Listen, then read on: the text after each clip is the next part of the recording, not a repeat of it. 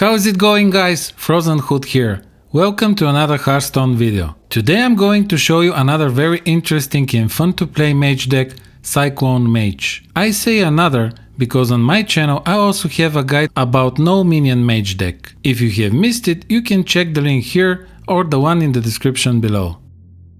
The reason why I like mage decks very much is that in most part they are unpredictable for both sides. And because of that, every game is like no other. This unpredictability comes from the many cards with discovery effect, such as Magic Trick and Primordial Studies, and cards with random output such as Evocation and Solarian Prime. This makes the mage decks much more fun to play, at least for me, compared to the straightforward strategy decks like Face Hunter or Wyvern Paladin, for which by the way I also have guides on my channel. They are very strong decks and among my favorite, but sometimes they can become very boring. Sometimes I feel I play the same game over and over. And they are very predictable for the opponent. If I play a secret with my Face Hunter, more experienced opponents know that it is either Freezing Trap or Pressure Plate, and play their game accordingly. But when I play with a mage deck, the unpredictability makes the opponents with more aggressive decks to play more carefully and with a slower tempo. As always, I'll begin with a quick introduction of the deck. Then I'll explain why I play with certain cards, which of them I prefer to keep for the starting hand, and I'll show you some of the optional cards.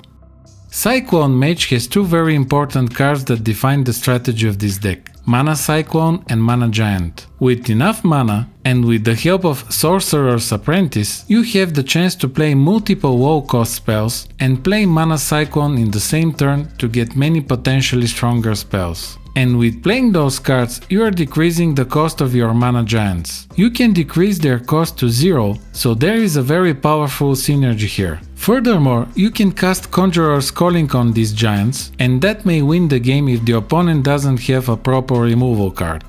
There are also other powerful synergies in the deck. Let me show you some of them.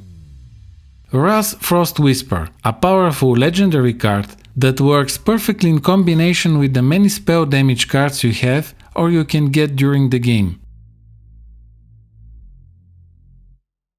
Crime Session also works very well with them, and along with Arcane Intellect makes your hand to almost never become empty. Evocation, another very powerful legendary card, has powerful synergy with both Mana Cyclone and Sorcerer's Apprentice. Just remember to use it when you have enough free space in your hand and enough mana, so you can be able to use it efficiently. I usually use it when I have at least 6 or 7 mana, or with at least 4 mana in very urgent situations, when I don't have better options. Unfortunately, this card is expected to be nerfed soon. Its cost will be changed to 2 mana instead of 1. Other important cards in the deck are Astromancer Solarian, my favorite mage card that gives the chance for summoning Solarian Prime. Solarian Prime is extremely powerful and can win the game even in situations when you're about to lose. Its effect has unpredictable and fun to watch random effect. This is the second card that will be changed, from 7 mana cost to 9, but I think that it will still remain very powerful. Primordial Studies. Here I usually pick Astromancer Solarian or Steward of Scrolls if they are available. Ray of Frost, very important card against aggressive decks. Wand Thief and Magic Trick. That spell discovery may help you in every stage of the game. Devolving Missiles can discourage every deck that can make or summon big minions, such as Wyvern Paladin. It can also be very helpful against certain aggressive decks, for example if a Face Hunter summons an early buffed Face Stalker. Wap Partner, one of the spell damage cards in the deck.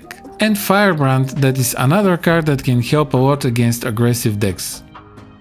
Now let me show you some of the optional cards that you can use. The deck can become very expensive if you want to use some of them, but there are also many cheap options. The fourth legendary in your deck can be Chenvaoa. It brings another powerful synergy to your deck in combination with the many low-cost spells you can cast in one turn in ideal situation. Since we are expecting those Evocation and Solarian Prime nerfs, having Chenvaoa in your deck may become very important for your win rate.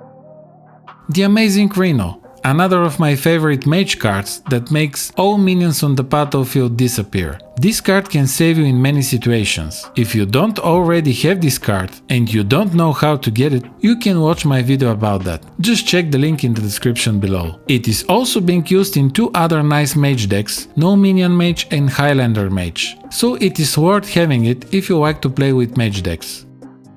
Jandis Barov, another legendary card with powerful effect. But in this case, I recommend using this card only if you already have it. Having Evocation, Astromancer Solarian or the other legendary cards I have already mentioned in this video is much more important in case you don't have enough dust. Other optional cards are Violet Spellwing, Mirror Image and Frostbolt. Both are good cards if you play against aggro decks too often. Wurn Draconic. Imprisoned Observer is also a good option against aggro decks. For my starting hand, I usually keep WAP Partner, Astromancer Solarian and Primordial Studies. Against aggro decks and Wyvern Paladin, I prefer to keep WAP Partner, Firebrand, Devolving Missiles, Ray of Frost and Wand Thief. Against priests or other mages, I try to develop my hand, so if one of the cards has spell damage, I keep Crime Session if it is also available. If there is no spell damage card, I would prefer to have in my starting hand Arcane Intellect instead. Let me also share with you some tips against specific decks that you may encounter more often. Against Wyvern Paladin, you should try to remove his minions as soon as possible. You have enough many options to do that, including your hero power. One of the best cards you can get from Evocation is Spellbender, because that way you can steal one of Paladin's big buffs or healing. Polymorph is also a good choice. Firebrand works very well in early game. Face Hunter will do everything possible to hit your hero. Your only chance is to control the board and force him to empty his hand. If that happens, and you still have at least half of your health, you should win. Always pick Mirror Image if it is available and play it as soon as possible. It will protect you against Hunter's weapon. Same tactics is also valid against Demon Hunters and some rogue decks.